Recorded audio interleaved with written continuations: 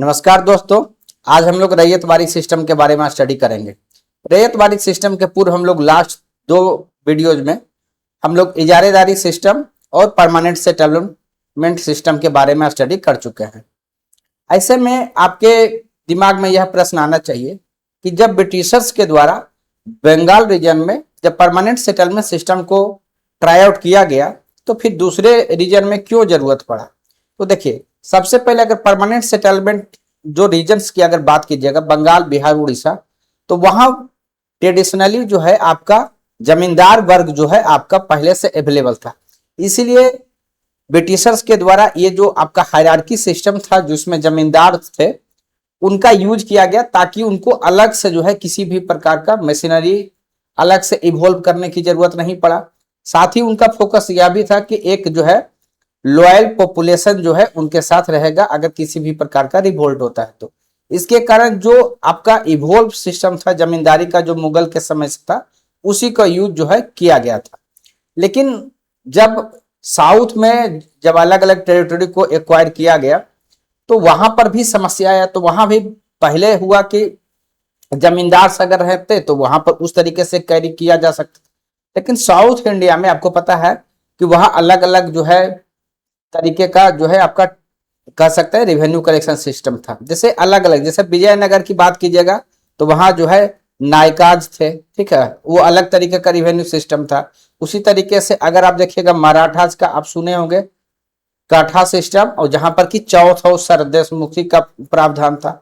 उसी तरीके से अगर आप देखिएगा टीपू सुल्तान का जो क्षेत्र था उनका जो क्षेत्र था अच्छे तरीके से कह सकते हैं कि साउथ में मोस्ट ऑर्गेनाइज्ड जो है टीपू सुल्तान का रीजन था, जहां सर्वे भी कराया गया था, लैंड रिकॉर्ड्स भी मेंटेन किया गया था और उस आधार पर जो है फिक्सेशन रेवेन्यू का किया गया था। वही अगर आप देखिएगा मुगल्स के जो सर्टेन रीजन थे वहां पर जब्ती सिस्टम थे। तो वहां पर क्या हुआ कि जो आपका जब्ती सिस्टम बहुत ही लिमिटेड एरिया में पेनिट्रेट कर पाया साउथ में, इसीलिए वहां पर जो है जमींदार वर्ग जो है आपका का जो हायरार्की है वो इवॉल्व नहीं हो पाया। ऐसे में यह जरूरी था कि एक नए तरीके का जो है सिस्टम जो है डेवलप किया जाए। इसी के क्रम में जो है रैयतबारी सिस्टम जो है आपका इवॉल्व हुआ है। और सर्टेन चीजों को जो है हम लोग समझने की कोशिश करते हैं तो और क्लियरिटी से हम लोग समझें। देखिए, आपका जो इस आइडिया को लाने वाले थे इसमें से तीन व्यक्ति का नाम सबसे जो है प्रमुखता से जो है आपका लिया जाता है। उसमें से एक है आपका कैप्टन अलेक्जेंडर रीड। देखिए, ये क्या होता है कि सबसे पहले जो बारामहल करके रीजन है जो आपका टीपू सुल्तान से जब एरिया को जीता जाता है, सलेम डिस्ट्रिक्ट है, वहां का रीजन है ये बारामहल। वहां जो है ये कलेक्टर के रूप में जो है सबसे पहले अपॉइंट होते हैं और वहां पर क्या करते हैं कि वो विलेज विलेज जो है सर्वे करते हैं। वहां का जितना भी आप कह सकते हैं पेशेंट है उनके साथ जो है इंटरेक्शन होता है, सर्वे होता है और जो है लैंड रिकॉर्ड्स जो है तैयार किया जाता है। ये आप कह सकते हैं जो पेनिसुलर इंडिया है उसका फर्स्ट जो है आपका लैंड रिकॉर्ड्स जो है यहाँ पर आपको तैयार किया जाता है। अब जब ये इस समय ये सारा चीज तैयार हो रहा था उसी समय जो थॉमस मुनरो थे वो एज ए असिस्टेंट जो है यहाँ पर काम कर रहे थे जब ये बारामहल में एक्सपेरिमेंट जो है अलेक्जेंडर रीड के द्वारा किया गया था जब वो कलेक्टर थे। अब समय के साथ क्या होता है कि थॉमस मुनरो जो है गवर्नर बनते हैं आपका मद्रास के। अब वहां पर जो है उन्होंने इस चीज को एक्सपेरिमेंट जो उन्होंने सीखा था उसको जो है इंस्टीट्यूशनलाइज किया, ठीक है। अब देखिए हुआ क्या, इनका सबसे पहले आपको आइडियोलॉजी भी समझना पड़ेगा। थॉमस मुनरो जो है दो तरीके का आपको पता है कि आपका आइडियोलॉजिकल जो है थॉट चलता था आपका इंग्लैंड में। एक जो उस समय चलता था यूटिलिटेरियन का जिसमें कि जिसके लीडर हुआ करते थे जेम्स में, ठीक है।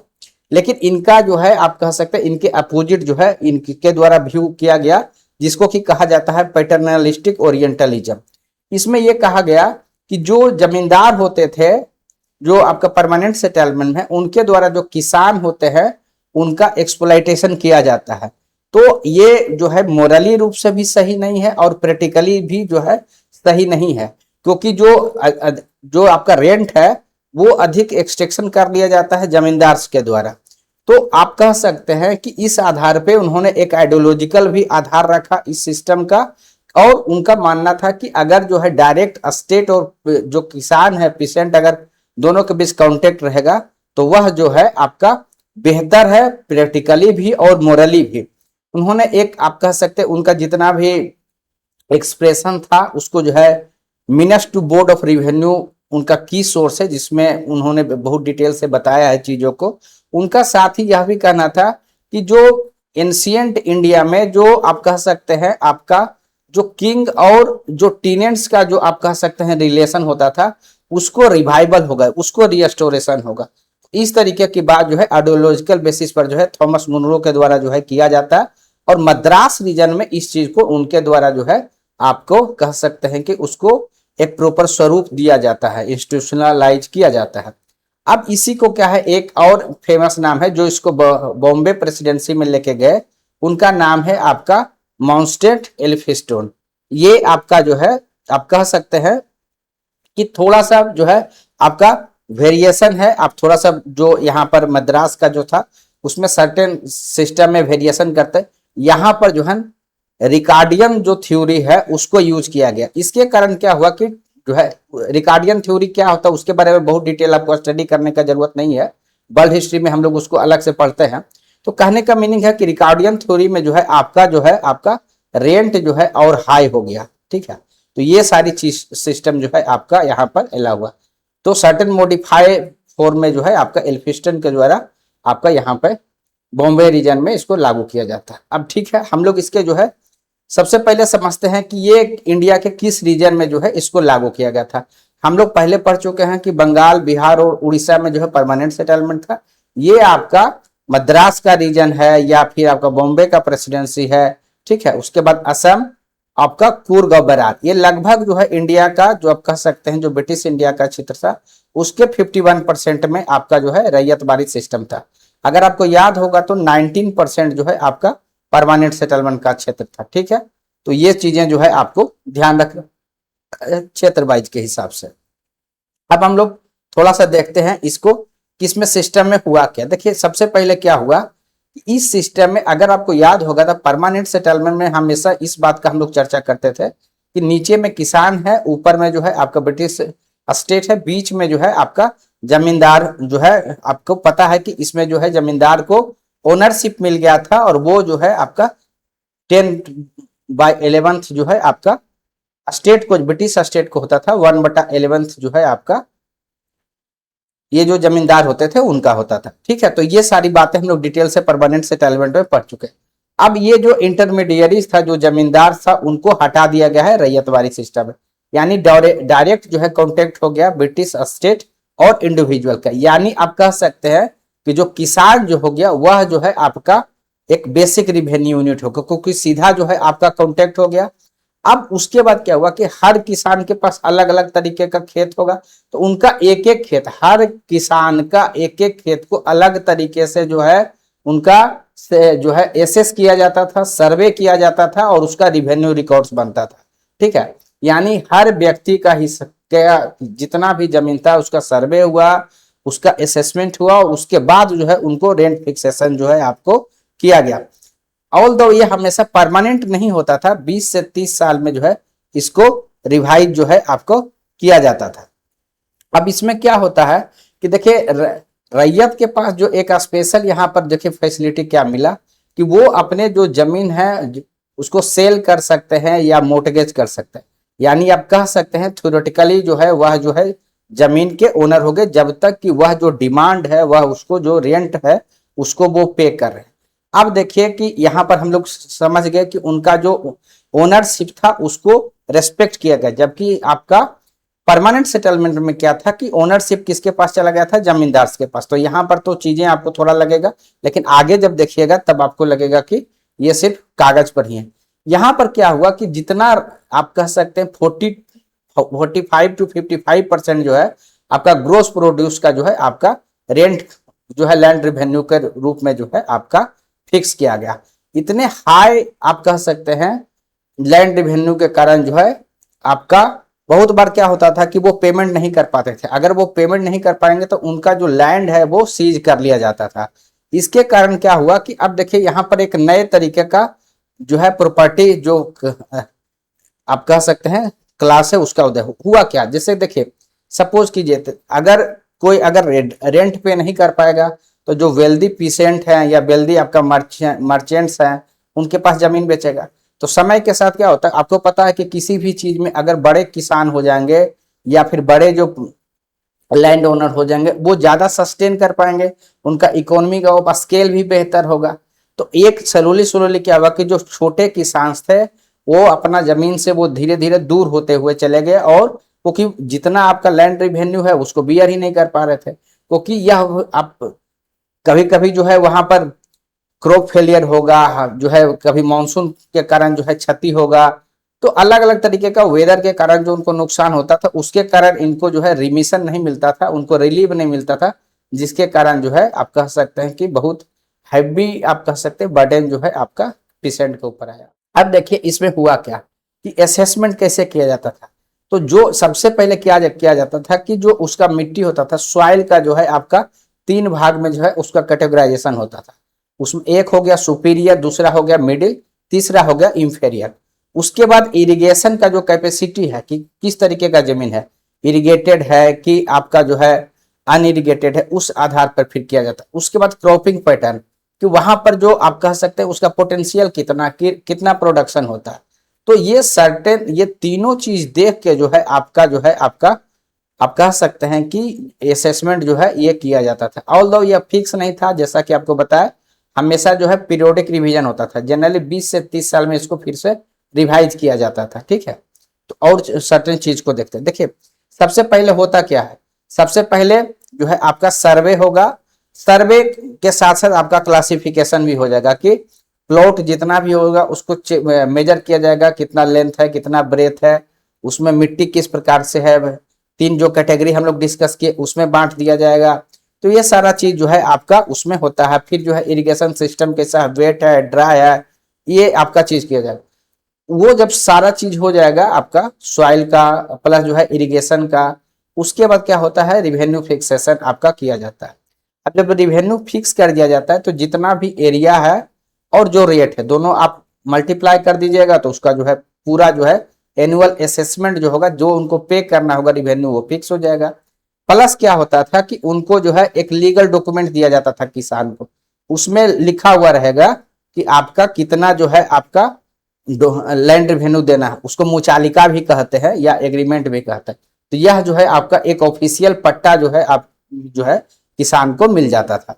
उसके बाद क्या होता था ना कि जैसे आपका परमानेंट सेटलमेंट में क्या होता था कि कलेक्शन करने के लिए जमींदार का यूज होता था।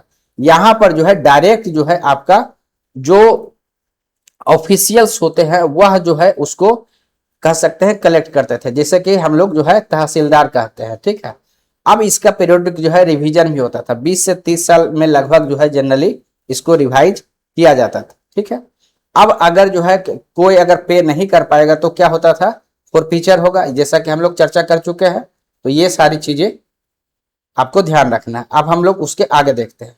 अब देखिए होता क्या था, किस प्रकार से ये सिस्टम जो है आपका काम करता था। देखिए क्योंकि हम लोग चर्चा किए कि 45 to 55% ग्रोस का जो है आपका लैंड रेवेन्यू होता था, यानी हाई आपका जो है लैंड रेवेन्यू डिमांड था। बहुत बार क्या होता था कि या तो सूखा पड़ सकता है, फ्लड आ सकता है, तो आपका जो है प्रोडक्शन में जो है आपका फ्लक्चुएशन आएगा। इन सब के कारण क्या होता था कि बहुत बार जो है आपका जो लैंड रिवेन्यू जो फिक्स होता था वो उसको पे नहीं कर पाते। जब पे नहीं कर पाते थे तो क्या होता था कि उनको जो है लैंडलॉर्ड्स के पास जाना पड़ता था। लैंडलॉर्ड्स के पास जाएंगे तो वो क्या होगा, बहुत ही हाई इंटरेस्ट रेट पर जो है उनको आप कह सकते हैं कि उधार देते थे। उसके कारण क्या हो, वो जो आप कह सकते हैं डेट साइकिल है उसमें वो ट्रैप में आते थे, और फाइनली जो है उनको जमीन जो है आपको बेचना पड़ जाता था, या तो मनी लेंडर्स को बेचे या किसी बड़े किसान को बेचे। इसके कारण क्या हुआ कि जो आपका डिमांड है कि जो पेमेंट है आपका कैश में करना है, इसके कारण जो किसान हुए अधिक जो है वल्नरेबल्स हो गए, और जो कह सकते हैं जो मनी लेंडर्स हो गए उनके ट्रैप में चलते गए, ठीक है। तो ये चीजें इस रैयतवाड़ी सिस्टम में हुआ। नेक्स्ट हम लोग देखते हैं। अब देखिए यहाँ क्या हुआ, पहले अगर आप देखिएगा ट्रेडिशनल आपका विलेज इकोनॉमी में क्या था कि एक आपसे आपस में एक संबंध हुआ करता था, जैसे जमींदार है या एक गांव के भी लोग हैं।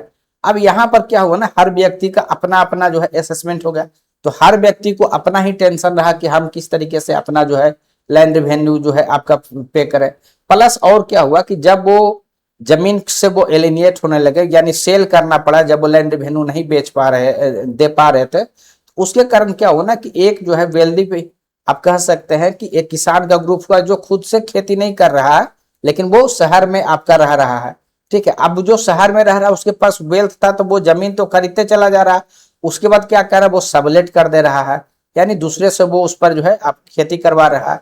तो यह वर्ग जो है आपका एक जो है आपका तैयार हुआ यहाँ पर, जो आप कह सकते हैं कि एक जो बंगाल का जमींदार है उस हिसाब से तो नहीं है, लेकिन इस यह भी जो है आपका पेटी लैंडलॉर्ड के रूप में जो है इमरजेंस हुआ, इस सिस्टम के कारण वो जनरेट हुआ। दूसरा यहाँ पर क्या हुआ, एक लैंडलेस लेबरर जो है आपका इवॉल्व हुआ। क्या हुआ कि जो जिनके पास छोटी छोटी जमीन था, जो नहीं पे कर पा रहे थे, तो वो अपने जमीन से क्या हुआ कि वो सेल कर दिए। अब उसके कारण वो उनका जो है ओनरशिप चला गया, और वो फाइनली फिर लैंडलेस रूलर जो है आपका लेबर के रूप में काम कर रहे थे। तो ये सारी चीजें जो है आपको ध्यान रखना है। ऑल दो ये सिस्टम जो है किसी भी आप कह सकते हैं जिस प्रकार से जमींदार जो है आपका मजबूत हुए बंगाल में, उससे तो रोका, लेकिन यह किसान का किसी रूप में यह सिस्टम जो है आपका भला भी नहीं किया। तो उसके आगे हम लोग देखते हैं थोड़ा सा इसको इकोनॉमिक जो है किस प्रकार से जो है आपका चीजों को जो है, इसमें सबसे अधिक देखिए कि फोर्स्ड कमर्शियलाइजेशन। क्योंकि होता क्या था कि देखिए कमर्शियलाइजेशन का आपको फायदा भी देखने को मिलेगा। पॉजिटिव में क्या होगा कि कैश क्रॉप्स जो है आपका ग्रो होने लगेगा। जैसे अगर आप डेक्कन के रीजन में देखिएगा तो यहाँ पर आपको कॉटन देखने को मिलेगा, तमिलनाडु वाला रीजन में देखिएगा तो ग्राउंडनट्स आपको प्रोडक्शन देखने को मिलेगा, आंध्रा में जो है आपको टोबैको का प्रोडक्शन देखने को मिलेगा। इससे देखिए इससे होता क्या है कि बहुत बार आपको तुरंत जो है कैश मिल जाएगा, तो ये सारी पॉजिटिविटी हुआ। लेकिन हुआ क्या कि इसमें मार्केट डिपेंडेंसी अधिक रहता है, यानी मार्केट में सप्लाई डिमांड पर जो है आपका बेस्ड होता है। तो अब मान के चलिए कि एक, क्योंकि आपका लैंड रेवेन्यू कैश में पेमेंट करना है, तो मान के चलिए अगर सारे लोग अगर शिफ्ट किए कमर्शियलाइजेशन के तरफ, ये मार्केट में अगर आपको सेल करने जाए तो जिस समय सप्लाई है, यानी सारे किसान मान के चलिए एक ही समय में कॉटन ला के दे रहे हैं, तो जो मार्केट प्लेस है वहां पर सप्लाई अधिक हो गया है, तो उसके कारण प्राइस गिर जाता था। तो जब प्राइस कम गिर जाता था तो उसके कारण क्या होता था कि आप कह सकते हैं किसान को जितना प्रॉफिट जो है होना चाहिए वो नहीं होता था, क्योंकि उनको एक तरफ क्या वो आप कह सकते हैं उसको रोक के भी नहीं रह सकते, क्योंकि उनको भुगतान करना था। तो ये कॉमर्शियलाइजेशन जो फोर्स तरीके से हुआ तो उसका भी नुकसान हुआ, और स्पेशली इसका नुकसान और तब हुआ जब देखिए 1865 में आपका जो है अमेरिकन सिविल वार जब चल रहा था, तो उस समय आपका जो है प्राइस जो है आपका क्रैश होता है। उसके कारण क्या होता है कि आपका कॉटन जो है आपका प्राइस अचानक जो है यहाँ पर कम होता है। अब क्योंकि ये इस पर डिपेंडेंसी था, लैंड रेवेन्यू तो कम हुआ नहीं, उसके कारण जो है आपका कह सकते हैं कि किसानों को बहुत अधिक जो है नुकसान हुआ, आप कह सकते हैं कि। तो इसके कारण रिवोल्ट वगैरह भी हुआ, आगे हम लोग इसके बारे में चर्चा करेंगे।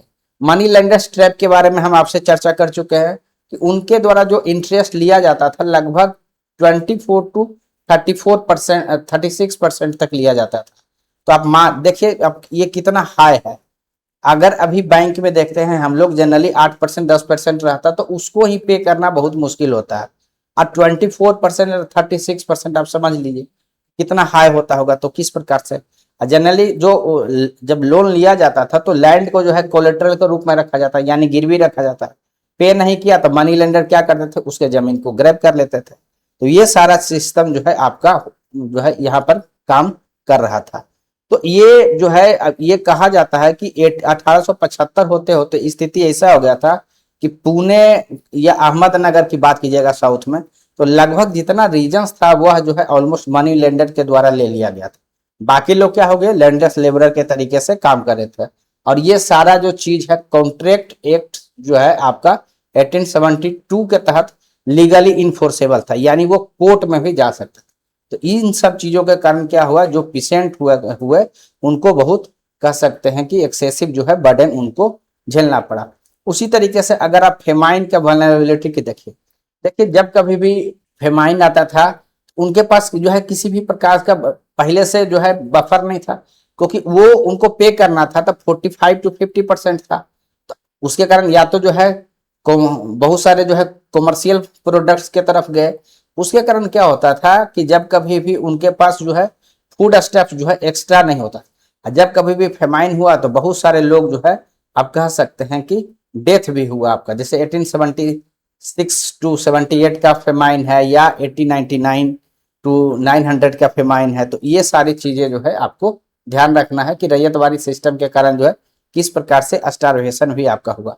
यह जो है आपका डेक्कन राइट्स जो है आप हुआ, जब आपको बताया कि जब अमेरिकन सिविल वार के समय जो है आपका आपका होता क्या है ना कि कॉटन का प्रोडक्शन उस साइड भी चालू हो जाता है, तो वो इंडिया से जो है आपका प्रोडक्शन जो है वो लेना स्टॉप कर देते हैं, तो उसके कारण प्राइस जो है आपका कोलेप्स कर जाता है।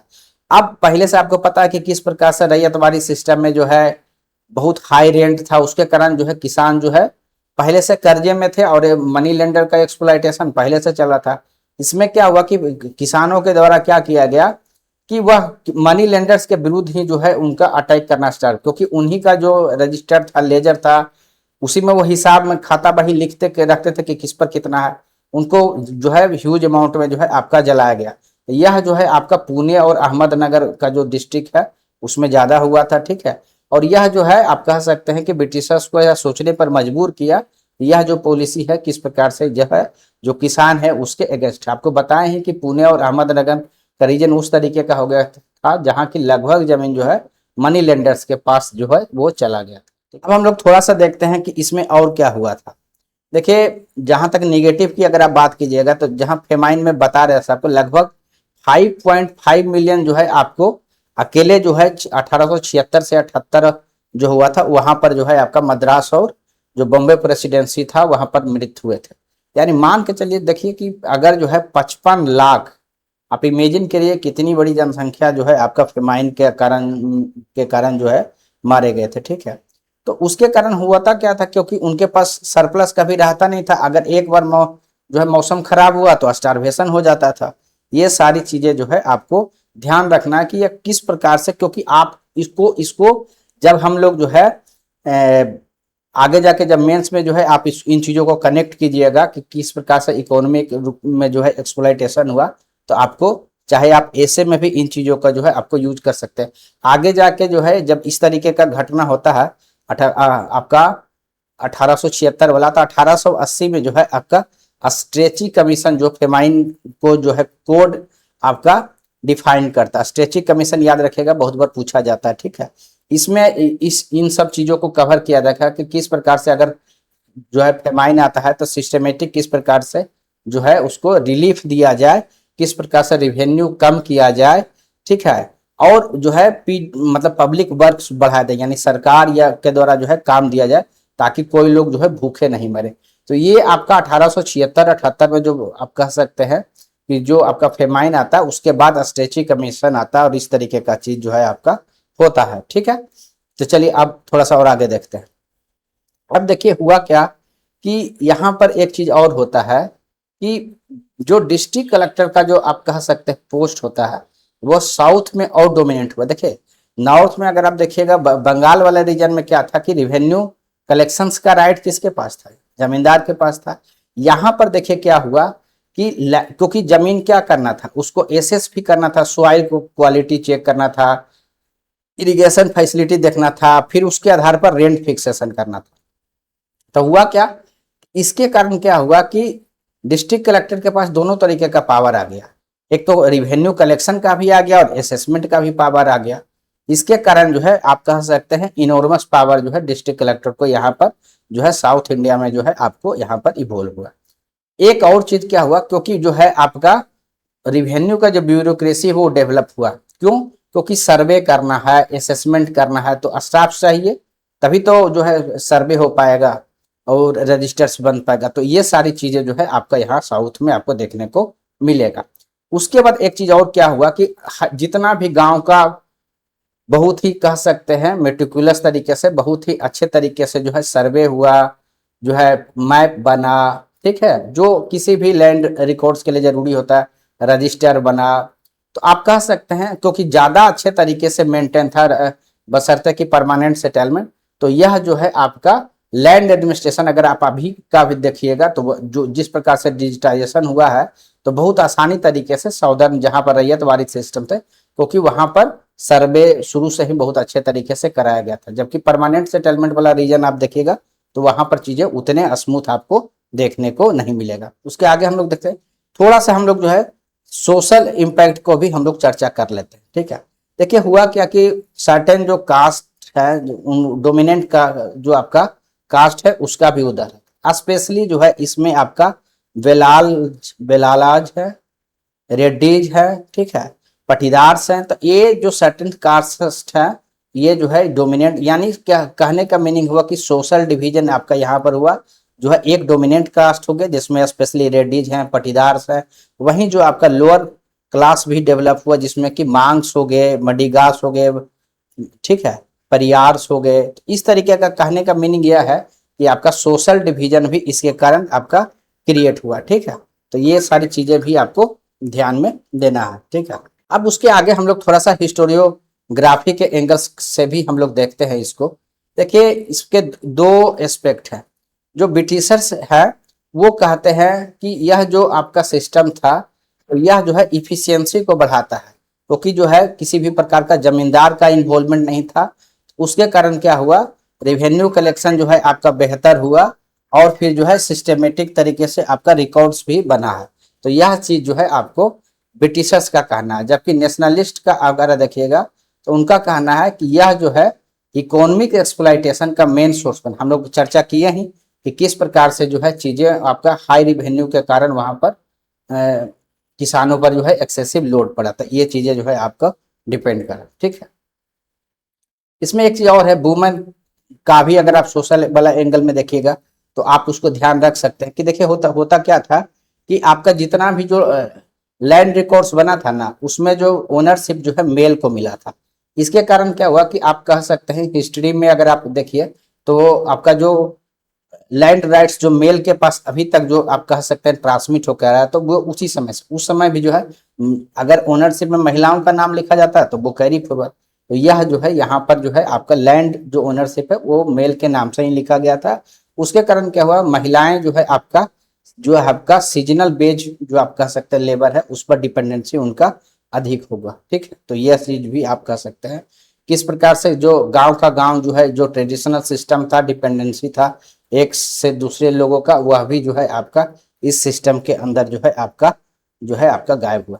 प्लस सर्टेन कुछ चीजें जो है जितना जैसे कि देखिए कॉमन लैंड जो होता था, ठीक है, उसको क्या कर दिया गया, गवर्नमेंट लैंड घोषित कर दिया गया। जैसे गांव जैसे परमानेंट सेटलमेंट में देखिएगा जैसे जो तालाब होते थे, ठीक है, या फिर कहीं चारागाह होता था, वो क्या था, वो कम्युनिटी का था। जबकि मतलब यानी उसका यूज जो क्या कर सकते थे, उस वहां के जो लोग रह रहे थे कम्युनिटी वो करते थे। यहाँ पर क्या कर दिया कि गवर्नमेंट लैंड घोषित कर दिया। तो यह जो है आप कह सकते हैं कि आपका सरकार अधिक से अधिक जितना भी सरप्लस है उसको डायरेक्ट कंट्रोल में जो है आपका ले लिया आपका उस सिस्टम में। ठीक है, डिस्ट्रिक्ट कलेक्टर किस प्रकार से मजबूत हुए उसके बारे में हम लोग जो है चल गए। एक और इम्पोर्टेंट बात यहाँ पर ध्यान रखिएगा, देखिए यहाँ करप्शन बहुत हुआ। आप सपोज करके चलिए कि किस प्रकार से जैसे ही सर्वे होगा तो जो सर्वेयर होते होंगे तो वो गांव में जाते होंगे तो सॉइल की क्वालिटी नहीं तो वो क्या करेंगे, अगर वो लोग करप्ट प्रैक्टिस में रहते हैं नहीं तो क्या कहेंगे कि हम आपका लैंड रेवेन्यू जो है आपका अधिक फिक्स कर देंगे, सॉइल का क्वालिटी बेहतर दिखा देंगे, इरिगेशन सिस्टम दिखा देंगे। उसके कारण क्या होता था कि नीचे स्पेशली जो लोअर रेवेन्यू ब्यूरोक्रेसी हुआ वहां पर जो है करप्शन जो है अधिक देखने को मिला। ठीक है, यहाँ पर साथ ही और क्या हुआ कि जो एक कर्मचारी होते थे लोअर ब्यूरोक्रेसी के, उनका मनी लेंडर के साथ जो है आप कह सकते हैं एक गठजोड़ भी देखने को मिला। उसके कारण क्या होता है, बहुत जो है बहुत तरीके का फ्रॉड जो है आपका लैंड रिकॉर्ड्स भी वहां पर मेंटेन किया गया। तो ये सारी चीजें जो है आपका निगेटिव के रूप में आपका देखा जाता है। ये हम लोग चर्चा कर चुके हैं। अगर आप कंपैरिजन कीजिएगा तो परमानेंट सेटलमेंट बंगाल, बिहार, उड़ीसा, ये आपका मद्रास, बॉम्बे, असम, कुर्ग वाले रीजन में है। परमानेंट सेटलमेंट में जो है आपका जो है ओनरशिप जो है जमींदार के पास था, यहाँ रैयत के पास है। यहाँ पर इंटरमीडियरी जमींदार हैं, यहाँ पर किसी प्रकार का इंटरमीडियरी नहीं है। यह जो है 1793 में आपका फिक्स कर दिया गया। यह जो है लगभग जब लागू हुआ उसके बाद आपका 20 से 30 साल के बाद हमेशा जो है रिवाइज किया जाता रहा। 1820 के में जो है फर्स्ट टाइम जो है आपका लागू किया गया। ओनरशिप जमींदार के पास, ओनरशिप रैयत के पास। इसको लागू करने वाले कौन थे? लॉर्ड कॉर्नवालिस, इसको थॉमस मुनरो और अलेक्जेंडर रीड। महलबारी सिस्टम हम लोग अगले क्लास में पढ़ेंगे, तब जाके इसके बारे में भी कंपैरिजन करें। अब हम लोग देखते हैं इसके क्रिटिसिज्म के बारे में। सबसे पहले तो ओबियस है कि आपका यहाँ पर जो डिमांड है वो बहुत ही एक्सेसिव था, 45 to 55% था। इसके कारण क्या हुआ कि किसी भी प्रकार का जो है इनके पास एक्स्ट्रा जो है आपका सरप्लस बचता ही नहीं था। जब सरप्लस नहीं बचेगा तो क्या होगा, किसी भी प्रकार का इंसेंटिव ही नहीं रहेगा कि एग्रीकल्चर में हम इन्वेस्ट करें। जब लोगों को बचेगा तभी तो इंसेंटिव रहेगा और अधिक इन्वेस्ट करें, तो वो हर तरीके से नुकसान करेगा, सॉइल फर्टिलिटी को भी नुकसान करेगा, प्रोडक्टिविटी को भी नुकसान करेगा। यही चीज यहाँ भी आपको देखने को मिला।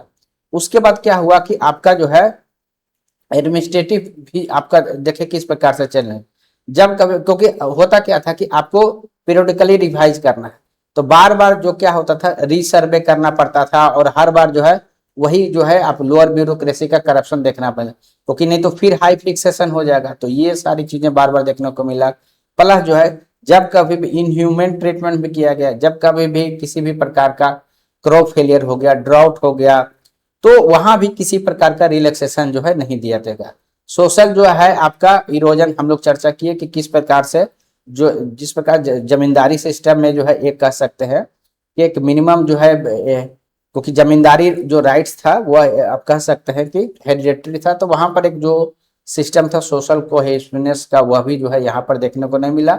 और क्या हुआ कि लोग जो है अर्बन जो आप कह सकते हैं जब प्लेस है वहां पर शिफ्ट होते चले गए, क्योंकि चाहे वो जो लैंड एलियनेशन हुआ, लैंड जो सेल हुआ, या तो वो रिच मर्चेंट्स लिए और मनी लेंडर्स लिए, जो खुद जो है आपका गांव में नहीं रहते थे। इसलिए क्या हुआ कि वहां पर उनसे जो एक कह सकते हैं कनेक्शन होना चाहिए, वह जो है आपका मिस होते चला गया। ठीक है, तो यानी आपस में जो एक कह सकते हैं जो एक सोशल कोहेशन होता था, वह जो है सोशल इरोजन हुआ। ठीक है, अब देखिए लास्ट में इसको हम लोग कंक्लूड अगर करें कि देखिए थॉमस मुनरो का जो इंटेंट था, इंटेंट थॉमस मुनरो का यह था कि यह जो सिस्टम है किसान को जो है आप कह सकते हैं कि जो जमींदार जो पैरासाइट के रूप में काम करते हैं उनसे बचाएगा, क्योंकि सीधा ब्रिटिश स्टेट और जो है पीसेंट है उसके बीच रिलेशन रहेगा।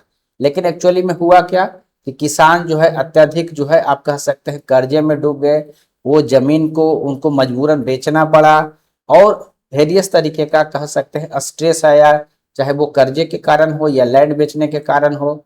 ठीक है, तो ये इसके कारण क्या हुआ कि इवन जो है आप कह सकते हैं यह जमींदारी सिस्टम से भी अधिक जो है आपका एक्सप्लॉयटेटिव जो है आपका यह सिस्टम लॉन्ग रन में आपका देखना, यानी जो थॉट था वह जो है यूटोपियन ही रह गया, और फाइनली जो किसान पर इम्पैक्ट हो गया वो बहुत ही एक्सप्लॉयटेटिव हुआ इसमें। ठीक है, तो ये जो है रैयतबारी सिस्टम के बारे में आप लोग जो है इसके बारे में अगर किसी भी प्रकार का अगर आपसे क्वेश्चन आता है तो आप जो है इसको कर सकते हैं। ये लास्ट में हम लोग दिए हैं कि ये इन स्लाइड्स को आप स्थिर से जो है आप इसको रोक के जो है देख सकते हैं, आप अपने आंसर्स में शॉर्ट में जो है इसका आप यूज कर सकते हैं। ठीक है, तो किस प्रकार से थॉमस मुनरो का इंटेंट क्या था, किस प्रकार से जो है ब्रिटिशर्स का पर्सपेक्टिव क्या है, किस प्रकार से जो नेशनलिस्ट आप कह सकते हैं इकोनॉमिक जो क्रिटिक्स है, चाहे दादा भाई नौरोजी का हो या आरसी दत्त का हो, बताएं कि किस प्रकार से यह जो सिस्टम है इकोनॉमिक एक्सप्लॉयटेशन का मेन सोर्स बना।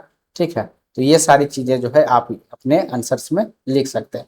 ऑल्दो हिस्टोरियोग्राफी के बारे में आपको बहुत अधिक स्टडी इसमें नहीं करना, वो ऑप्शनल का, लेकिन आप हमेशा जो है इस टॉपिक को परमानेंट सेटलमेंट और रैयतबारी में कंपेरिजन करके पढ़िएगा, तो आपको चीजें ज्यादा अच्छे से याद रहेगा। यानी लैंड है तो किस में जो है इंटरमीडियरी है, किस में नहीं है, किस में असेसमेंट होता था, किस में असेसमेंट नहीं होता था, किस में ओनरशिप किसके पास था, कौन सा सिस्टम में आपका ओनरशिप किनके पास था। ठीक है, किस किसान को जो लैंड रेवेन्यू का रेट कितना था यह आप ध्यान रख सकते हैं। लैंड रेवेन्यू जो कलेक्शन का तरीका क्या था उसके बारे में आप जो है सोच सकते हैं, इम्पैक्ट उसके बारे में सोच सकते हैं। अगर आप इस तरीके से सोच के रखिएगा तो चीजें आपको अच्छे से ध्यान रहेगी, और किसी भी प्रकार का अगर आपको क्वेश्चन पूछा जाता है, चाहे वो कंपेरिजन हो या फिर डायरेक्ट क्वेश्चन हो, तो आप अच्छे तरीके से लिख पाइएगा। तो थैंक यू वेरी मच, उम्मीद करते हैं कि आपको लेक्चर अच्छा लग रहा होगा, और चैनल को लाइक कीजिए, सब्सक्राइब कीजिए, और अधिक से अधिक लोगों के बीच जो है शेयर कीजिए। किसी भी प्रकार का अगर आपको कमेंट है तो जरूर बताइए, आने वाली वीडियो में हम लोग उसको एकोमोडेट करेंगे। तो thank you very much, thank you दोस्तों।